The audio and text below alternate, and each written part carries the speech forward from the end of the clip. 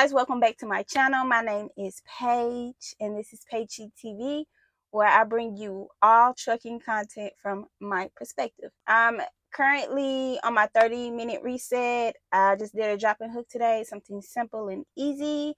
I got about 20 minutes left on my reset, so I was like, why not make a video? Duh. A couple of weeks ago, someone commented on one of my videos and was like, can you explain how you make a turn in a manual truck? And I was like, yes, that is a really good question and a great video. Thank you very much. I haven't seen many videos on this, so I decided to make one for myself. And then also, they really didn't touch on this in CDL school. This is just a skill that I kind of learned on my own. Now, I don't know if it's the right way to do it. I don't know if other people drive the way that I drive. I'm quite sure y'all will comment down below and let me know if this is a way that you do it. I've never really been in the truck with someone else driving a manual truck. Only person I was in the truck with was my trainer, and he basically drove the way that you would drive on your test because I was still learning how to drive. When I started my job, my trainer drove an automatic, so I've never really been in a truck with anybody that drives a 10-speed. I'm going to break down 4 different ways to drive a manual truck while making a left or right turn. And I'll also be putting video examples, so stay tuned. So like I said, there's 4 ways that you can drive a manual truck and make a left and right turn. There are 2 ways that you do it on your test, and then there are also 2 ways that you just do it in real life. Those 4 different ways are: while you're on your test, you're going to be making a turn while you're just driving down the street. And you're going to also, there's a way to shift gears and make a turn while you are at a stoplight. Then in real life, there's a way that you make a turn while driving down the street. And then there's a way that you make a turn at a stoplight in real life. I'm going to be looking at the video while explaining. So on the first one, in the video, you will see that I am actually in the 8th gear and I downshifted to the 7th gear. And don't forget that when you're taking your test, to always stay in gear. Never be caught out of gear, because in most states that is an automatic fail on your CDL test. And then I downshift to 6th gear. While I'm in 6th gear, you see that I will go ahead and make my turn. Now, once I'm on the street that I am turning on, I look ahead. Make sure you always look ahead as far as you can to see what traffic looks like, see if there's any distractions. You see that I shift back up to 7th gear and continue my drive. Now, when I was in CDL school, my trainer was like, oh, when you're making turns, you can turn in 7th gear. And as I became experienced, I realized that 7th gear is too fast, because 7th gear in a 10-speed is ideally about 19 to 28 miles an hour. And honestly, I think that is too fast to be making a turn. You can cause a turnover in your truck, especially if you're driving a 53-footer or even a doubles trailer. So yeah, I don't do that. I'm either in 6th gear or lower when I'm making left and right turns. Don't forget, the slower you are, the safer you are when it comes to making turns. Now, in the next video, y'all are going to see that I was actually in a stoplight. Now, when I say stoplight, I mean maybe you're like the 3rd or 4th vehicle and you have the right of way to make a left turn at the stoplight.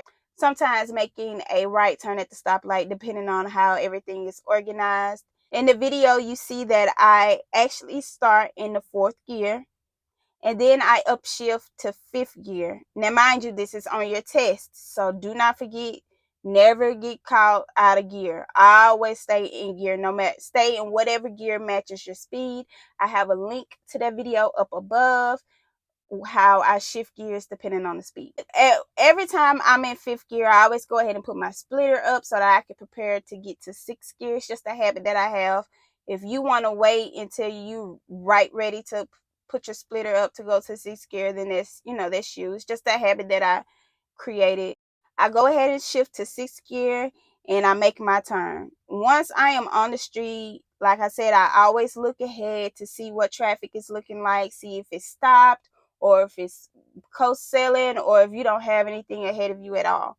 I upshift to 7th gear, then you see that I upshift to 8th gear, and I continue my drive. Now, we finna get to my favorite part. So, driving in real life. Like I said, driving in real life and driving on your test are two different ways. Well, not two totally different ways, but you're not gonna be doing all that in real life. In the video, you actually see that I'm in 7th gear, and I'm trying to slow down because at this point I believe I was going about 28 miles an hour, and I'll just go ahead and just put myself in neutral. Putting myself in neutral, it honestly helps me slow down, not too much, but it slows down right where I need to be before I make my turn. I do keep my splitter up because I'm not gonna go lower than 6th gear in this video.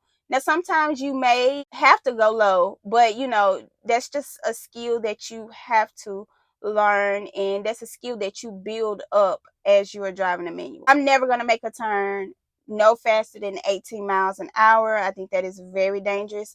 But even though I've slowed down, the momentum of my truck and trailer is keeping me pushing forward.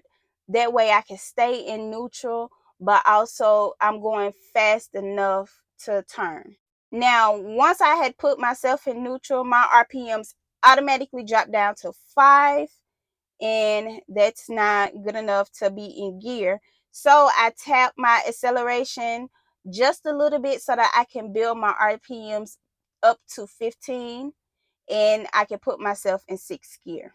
Once I was on the street that I'm supposed to be on, I am able to accelerate and build my speed back up, and you see that I upshifted to 7th gear, then I upshift to 8th gear, then I upshift to 9th gear, and I continued my day.